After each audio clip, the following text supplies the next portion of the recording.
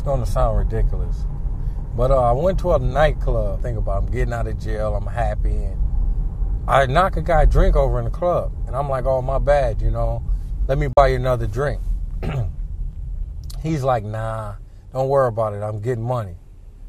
I said, well, I'm getting money too. And I tell the waitress to get the drink. And she goes to get the drink because, she wants to make her tips. And it's a common term that you hear when you'll hear a guy say, well, I bossed up on him. Well, he bossed up on me like, look, man, you ain't getting no money out here. Save your money. You probably need it to catch a bus or something. So I took the drink. By this time, the waitress had returned with the drink. And I offered him the drink a couple more times, just being gentlemanly. And he didn't accept my drink. So I took the drink and threw it in his face. And we started fighting in the club. But I know he was a lot deeper than me. I think, it had to be like 7, 8 guys with him. And I was with the young lady. So I went and got in my car and I noticed they were following me. So, man, he followed me for a minute. He followed me, I say about 25 minutes, and we're doing like 70, 80 down a residential. So I thought I had shook them, but I guess they were following me from afar.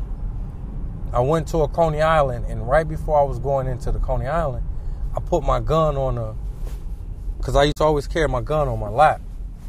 So I was like, oh, I'm about to go in here, woo-de-woo, and, I'm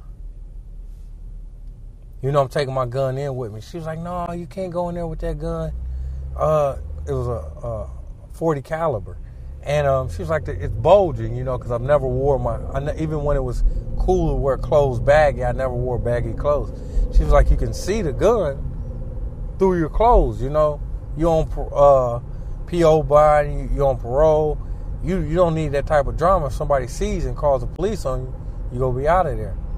So I let reason prevail, and I put my gun on my driver's seat. Well, coming out of the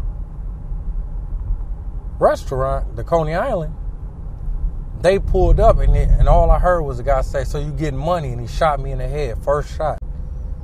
And obviously I fell, and then I went into a coma for a couple weeks. And because she was a CNA, she was able to stop the bleeding and take me to Detroit Receiving, where they saved my life. That's essentially it. So I got shot in the head because I threw a drink in the guy's face.